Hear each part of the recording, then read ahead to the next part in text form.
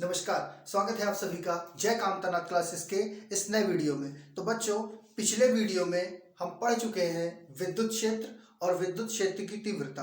विद्युत क्षेत्र को हमने बहुत ही अच्छी तरीके से समझ लिया था, है ना। थोड़ा सा हम उसका रिवीजन कर लेते हैं। भाई, आपने देखा कि जैसे एक आवेश है आपका प्लस क्यू, है ना, इसके चारों ओर का वह काल्पनिक क्षेत्र जहां हम कोई दूसरा आवेश रख दे, जैसे मैंने ये प्लस क्यू नॉट को रख दिया यहाँ पर, है ना। जहां हम कोई दूसरा आवेश रख दें तो जो ये वाला आवेश है, या तो ये आकर्षण का अनुभव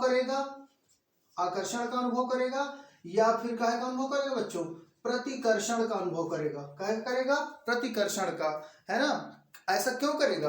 क्योंकि ये पहला वाला आवेश इस दूसरे वाले आवेश पर बल लगाएगा, क्योंकि ये जो दूसरा वाला आवेश है वो पहले वाले आवेश के नेटवर्क कवरेज एरिया में क्या कर रहा है? आ रहा है ना। तो विद्युत क्षेत्र समझ में आ गया ना। और देखो भाई, ये तो पता चल गया ये इस पर बल लगा रहा है ना। लेकिन जितना बल लगाएगा, ये इस पर जितना बल लगाएगा उसको हम कह देते हैं बच्चों विद्युत क्षेत्र की तीव्रता। उसी को क्या कह देते हैं? विद्युत क्षेत्र की तीव्रता। ई से उसको प्रदर्शित करते हैं और ई का फॉर्मूला होता है F/Q0। इसको आप पिछले वीडियो में पढ़ चुके हो, तो अगर आपने वो वीडियो नहीं देखा है तो डिस्क्रिप्शन में आपको उसका लिंक मिल जाएगा उस वीडियो का। आप जाकर के जरूर वो वीडियो देख ले, है ना। तो देखो भाई, आज के वीडियो में हमें पढ़ना है विद्युत क्षेत्र रेखाएं। क्या पढ़ेंगे हम? हेडिंग डाल लेंगे सब लोग। विद्युत क्षेत्र रेखाएं। विद्युत क्षेत्र रेखाएं। चलिए भाई, अब हमें इस वीडियो में सीखना है विद्युत क्षेत्र रेखाएं होती क्या है ना। तो भाई, सबसे पहले हम विद्युत क्षेत्र रेखाएं पढ़ रहे हैं तो इसके बारे में कुछ महत्वपूर्ण जानकारियां ले लेते हैं। जैसे पहली जानकारी यह है बच्चों कि इसके बारे में सबसे पहले जिसने बताया था उसका नाम था माइकल फैराडे। माइकल जैक्सन नहीं, माइकल फैराडे। सबसे पहले विद्युत क्षेत्र रेखाओं के बारे में जिन्होंने बताया उनका नाम क्या था भाई? Michael Faraday. माइकल फैराडे ने क्या बताया? माइकल फैराडे ने दो महत्वपूर्ण बातें बताई विद्युत क्षेत्र रेखाओं के बारे में। दो महत्वपूर्ण बातें बताई विद्युत क्षेत्र रेखाओं के बारे में। अब वो महत्वपूर्ण बातें क्या थी, पहले हम इसकी चर्चा कर लेते हैं, है ना। तो सबसे पहली बात भाई ये है कि ये रेखाएं काल्पनिक होती हैं। कैसी होती हैं? ये काल्पनिक होती हैं, है ना, जिनकी हम खाली कल्पना कर सकते हैं, वास्तव में नहीं होती है, है ना। भाई, विद्युत क्षेत्र रेखा क्या होती है? विद्युत क्षेत्र को प्रदर्शित करने के लिए जिन काल्पनिक रेखाओं का उपयोग किया जाता है उन्हीं को हम कहते हैं विद्युत क्षेत्र रेखाएं। विद्युत क्षेत्र को प्रदर्शित करने के लिए जिन काल्पनिक रेखाओं का उपयोग किया जाता है उन्हीं को हम कहते हैं विद्युत क्षेत्र रेखाएं, है ना। तो पहली बात तो ये क्लियर हो गई इसमें कि ये जो रेखाएं होती हैं ये काल्पनिक होती हैं। कैसी होती हैं? काल्पनिक होती हैं, है ना। और दूसरी बात, ये सीधी भी हो सकती है, टेढ़ी मेढ़ी भी ऐसे भी हो सकती है, वक्र के रूप में भी चलेगी और सीधी भी जा सकती है ना। सीधी भी चल सकती है और ऐसे टेढ़ी मेढ़ी भी चल सकती है ना। तो आई होप विद्युत क्षेत्र रेखा तो आपको समझ में आई होगी भाई। विद्युत क्षेत्र रेखा क्या होती है? विद्युत क्षेत्र रेखा वह काल्पनिक रेखाएं होती हैं जो विद्युत क्षेत्र को प्रदर्शित करने के लिए उपयोग में ली जाती हैं। क्लियर? देखो भाई, एक पॉइंट इसका और है विद्युत क्षेत्र रेखा का, एक पॉइंट और है इसका, है ना। जैसे मान लो ये आपकी कोई एक विद्युत क्षेत्र रेखा जा रही है, ठीक है ना। विद्युत क्षेत्र रेखा सीधी भी चल सकती है और इस तरीके से भी चल सकती है। अभी हमने इसको सीख लिया है ना। तो अब आपने क्या देखा भाई, ये हमारी एक विद्युत क्षेत्र रेखा है, ठीक है ना। विद्युत क्षेत्र रेखा है। इसमें मैं कुछ पॉइंट डिसाइड कर लेता हूँ। ये पॉइंट है मेरा ए, ये पॉइंट है मेरा बी, ये पॉइंट है मेरा सी, ये पॉइंट है मेरा डी। ये 4 पॉइंट मैंने ले लिए, ठीक है ना।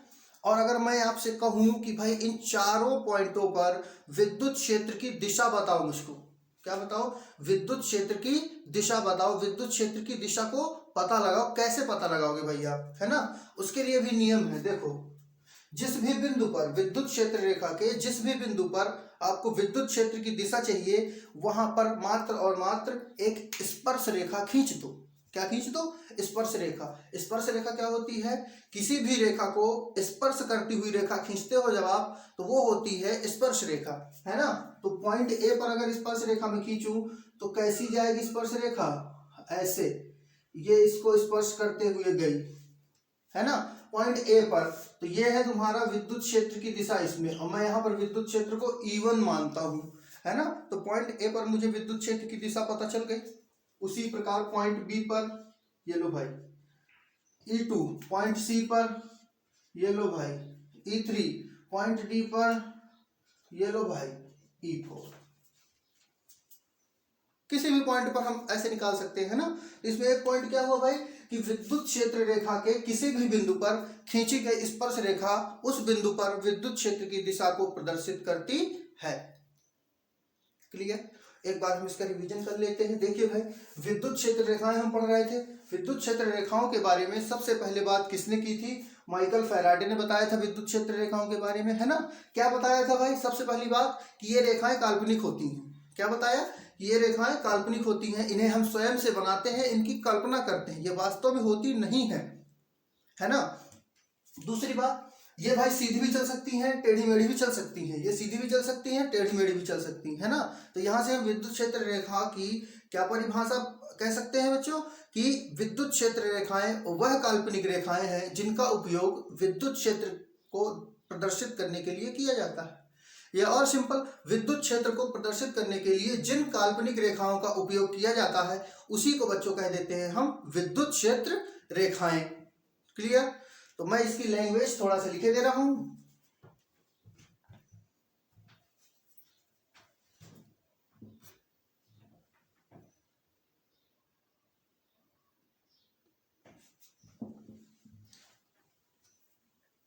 हाँ तो भाई देखिए, हमने लैंग्वेज लिख दी है, इसको हम एक बार पढ़ लेंगे, ठीक है।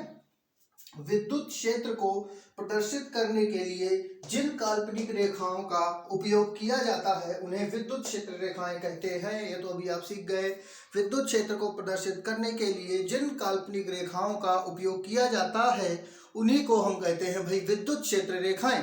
दूसरी बात, विद्युत क्षेत्र रेखा के किसी भी बिंदु पर खींची गई स्पर्श रेखा उस बिंदु पर विद्युत क्षेत्र की दिशा को प्रदर्शित करती है। अभी आप सीख चुके हो भाई, देखो कि जैसे ये आपकी कोई विद्युत क्षेत्र रेखा है, इसके किसी भी बिंदु पर जैसे ए पर स्पर्श रेखा आपने खींची है तो ये इस बिंदु पर विद्युत क्षेत्र की दिशा को बताएगी। ये इस बिंदु पर विद्युत क्षेत्र की दिशा को बताएगी, है ना। उसी तरीके से आपने बी पर देखा, सी पर देखा और डी पर देखा, कहीं पर भी देख लो स्पर्श रेखा खींच करके, वो वहां पर विद्युत क्षेत्र की दिशा को बताएगी।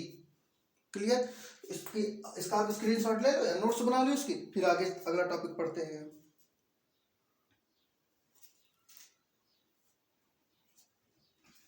तो देखो भाई, ये क्लियर हो गया ना विद्युत क्षेत्र रेखाएं, है ना। अब हम पढ़ लेते हैं थोड़ा विद्युत क्षेत्र रेखाओं के गुण। क्लियर?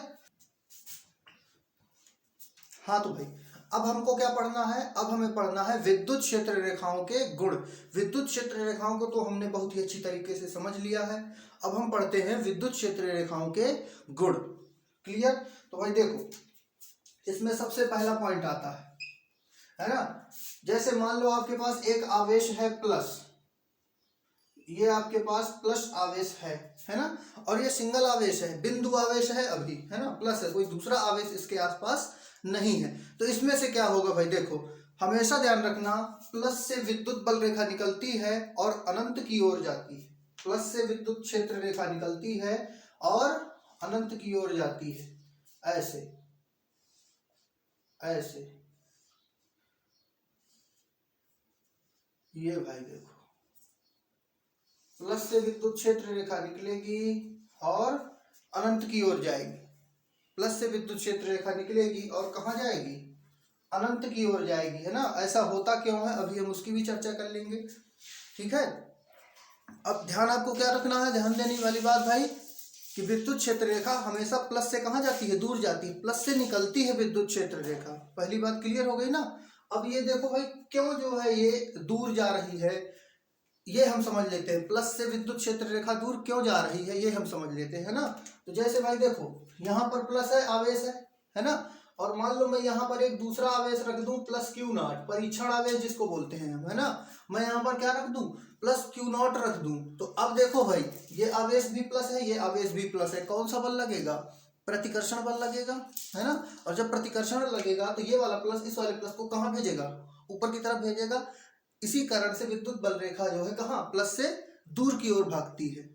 क्लियर। अगर एक आवेश प्लस हुआ तो, पहली बात। अब दूसरी बात समझो भाई, जैसे मान लो माइनस दिया हो, बिंदु आवेश है तुम्हारा और क्या दिया हुआ है, माइनस, तो इसका जस्ट उल्टा होगा भाई। इसमें क्या हो रहा था, इसमें प्लस से निकल रही थी, अनंत तक जा रही थी, इसमें क्या होगा, अनंत से निकलेंगी और कहाँ आएंगी, माइनस में, ऊपर से ऐसे आएंगी भाई,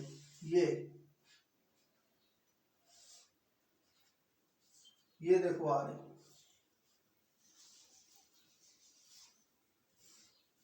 ऐसे ऐसे ऐसे, है ना भाई। यहाँ क्या है, माइनस है ना। जब भी माइनस आवेश होगा तो वहां क्या होगा, विद्युत क्षेत्र रेखा अनंत से आएंगी माइनस में, ठीक है ना।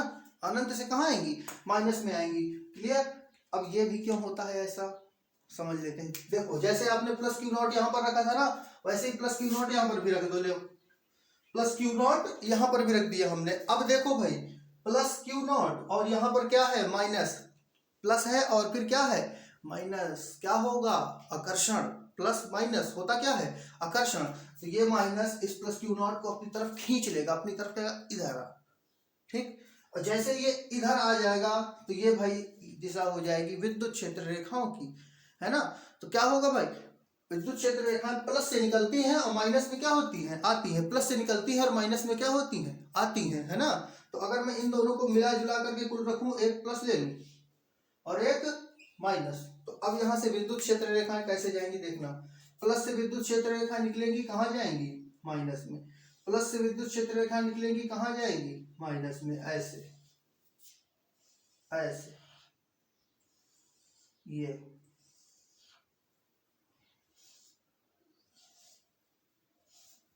भाई ऐसे देखो, है ना। ये दिशा होगी प्लस से माइनस की ओर, ये प्लस से माइनस की ओर, प्लस से माइनस की ओर, ये ऐसे ऐसे, ये। क्लियर। तो भाई पहला पॉइंट क्या हो गया इसमें यहाँ पर समझने वाला, है ना। इसकी लैंग्वेज में यहाँ पर लिखे दे रहा हूं। पहला पॉइंट क्या हो गया कि विद्युत क्षेत्र रेखा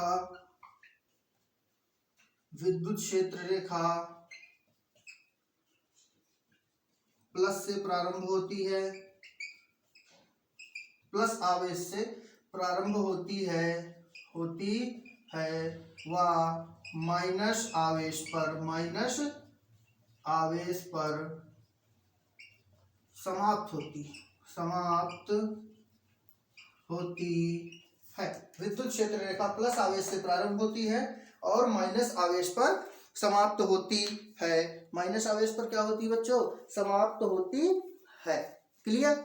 इसमें तो कोई प्रॉब्लम नहीं होनी चाहिए ना, है ना भाई। देखो क्या सीखा इसमें आपने, अगर प्लस होगा तो विद्युत क्षेत्र रेखा प्लस से कहाँ निकल जाएगी, दूर निकल जाएगी, ऐसे दूर निकल जाएगी। क्यों निकल जाएगी भाई, ये प्लस है, अगर मैं बीच में कहीं और एक प्लस रख दूं, यहाँ पर मैंने ये प्लस रख दिया अगर, ठीक है ना, दूसरा प्लस रख दूं, तो प्लस प्लस की क्या होगी, टक्कर होगी। ये वाला प्लस ये वाले प्लस को ऊपर भेजेगा, ऊपर ऐसे चला जाएगा, विद्युत क्षेत्र रेखा भी ऊपर। वहीं इसका जस्ट उल्टा करो, अगर यहाँ रख दो माइनस, क्लियर, क्या रख दिया, माइनस रख दिया, और यहाँ से प्लस क्यू नॉट रख दिया ऊपर एक आवेश। अब ये प्लस है, ये माइनस है, एक प्लस दूसरा क्या है, माइनस। और इतिहास का है प्लस माइनस में प्रेम होता है, तो ये दोनों क्या हो जाएंगे, इकट्ठा हो जाएंगे इसे, ये ऐसे आ जाएगी दिशा इसकी, ठीक है ना। और इसमें क्या भी सीख गए आप पहले पॉइंट में कि विद्युत क्षेत्र रेखा प्लस से निकलती है ऐसे और माइनस पे जाके क्या होती है, खत्म होती है। इसको आप नोट करो, फिर दूसरा पॉइंट हम समझ लेते हैं।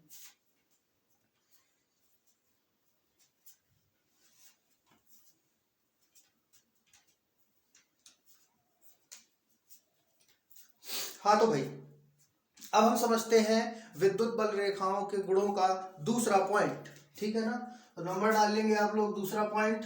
चलिए भाई, अब दूसरे पॉइंट में हमको लिखना क्या है, समझना क्या है। देखो मान लो जैसे एक विद्युत बल रेखा ये जा रही है, ठीक है ना, एक विद्युत बल रेखा ये जा रही है और दूसरी विद्युत बल रेखा ऐसे आ रही है, ठीक है ना।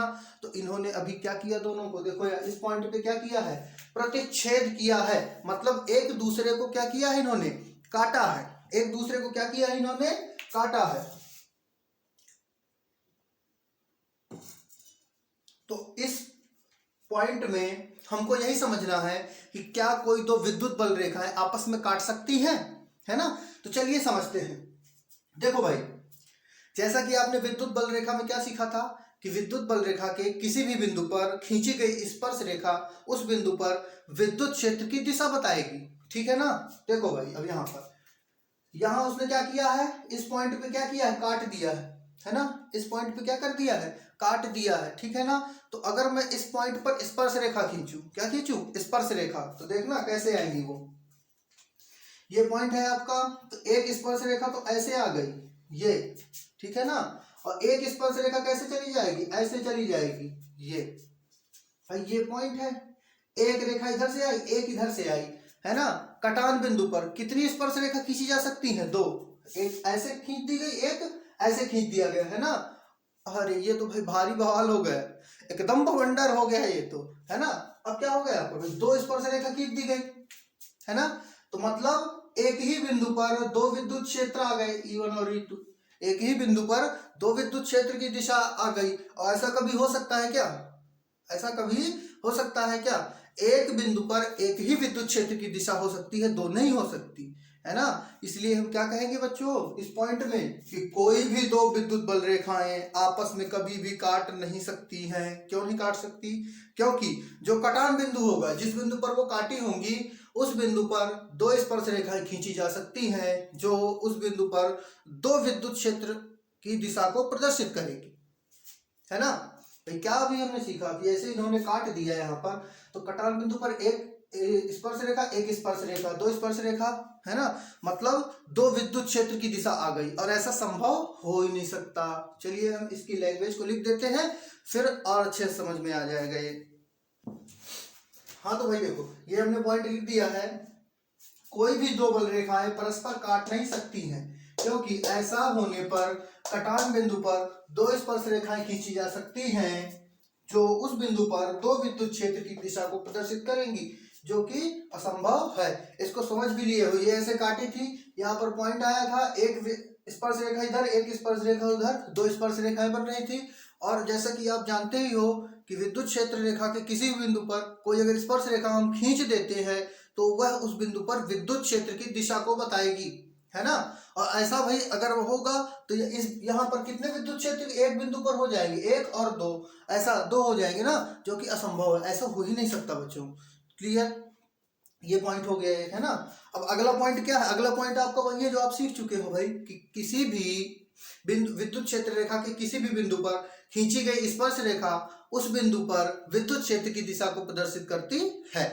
क्लियर, तो ये विद्युत क्षेत्र रेखाएं आपकी यहाँ से समाप्त होती है, विद्युत क्षेत्र रेखाओं के गुण समाप्त होते हैं, है ना। थोड़ा बहुत आप गुण इसके बुक से भी पढ़ सकते हैं। क्लियर, आप इसका नोट्स बना लीजिए, फिर हम अगला टॉपिक स्टार्ट करते हैं।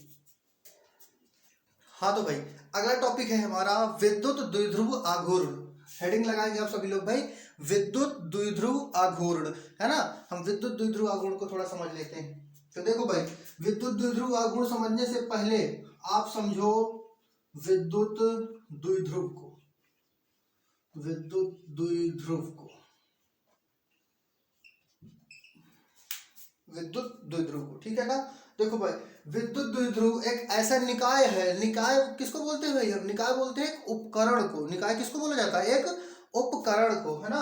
तो एक ऐसा निकाय है जिसपे दो समान आवेश रहेंगे। अगर यहाँ पर Q है तो यहाँ पर भी क्या होगा, Q होगा, दो समान लेकिन विपरीत प्रकृति के। प्रकृति क्या होगी, विपरीत, एक प्लस तो दूसरा कैसा होगा, माइनस। तो अगर ये प्लस है तो ये कैसा होगा, माइनस, है ना। तो विद्युत द्विध्रुव एक ऐसा निकाय है जिसपे दो समान आवेश, दो समान लेकिन विपरीत प्रकृति के आवेश, है ना, एक दूसरे से 2l दूरी पर होते हैं, 2l दूरी पर होते हैं, 2l दूरी पर होते हैं। तो भाई विद्युत द्विध्रुव क्या हो गया? विद्युत द्विध्रुव एक ऐसा निकाय है जिसपे दो समान लेकिन विपरीत प्रकृति के आवेश, अगर एक आवेश प्लस तो दूसरा आवेश क्या होगा? माइनस। विपरीत प्रकृति के आवेश एक दूसरे से 2l दूरी पर रखे होते हैं। यह होता है आपका विद्युत द्विध्रुव। विद्युत द्विध्रुव आघूर्ण नहीं, विद्युत द्विध्रुव होता है ना। तो अब विद्युत द्विध्रुव आघूर्ण होगा क्या? तो देखो भाई, दोनों में से आप कोई एक आवेश ले लो, ठीक है ना। दोनों में से हमने क्या कर लिया? एक आवेश ले लिया Q। अब उसका चिन्ह से हमें क्या मतलब है? Q हमने ले लिया, ठीक है ना। और दोनों आवेशों के बीच की दूरी ले लो 2l, है ना। और इन दोनों का जो गुणा होगा वही होता है विद्युत द्विध्रुव आघूर्ण, जिसको प्रदर्शित करते हैं बच्चों हम P से। कहे से? P से। क्या होता है विद्युत द्विध्रुव आघूर्ण, है ना।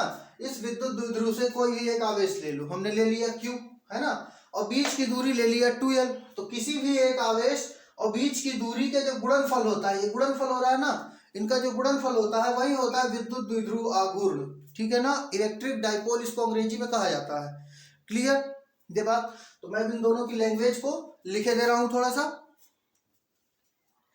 हाँ तो भाई, ये हमने इस लैंग्वेज लिख दी है विद्युत द्विध्रुव की। विद्युत द्विध्रुव एक ऐसा निकाय है जिस पर दो समान लेकिन विपरीत प्रकृति के आवेश एक दूसरे से 2l दूरी पर रखे होते हैं। देखो भाई, एक ऐसा निकाय है जिसपे दो समान आवेश Q विपरीत प्रकृति के प्लस माइनस 2l दूरी पर, एक दूसरे से 2l दूरी पर रखे होंगे, ठीक है ना। तो विद्युत द्विध्रुव आघूर्ण क्या होगा? वो होगा आपका भाई किसी एक आवेश तथा दोनों आवेशों के बीच की दूरी के गुणनफल, ये गुणा हो रहा है ना, गुणनफल को ही हम क्या कहते हैं बच्चों?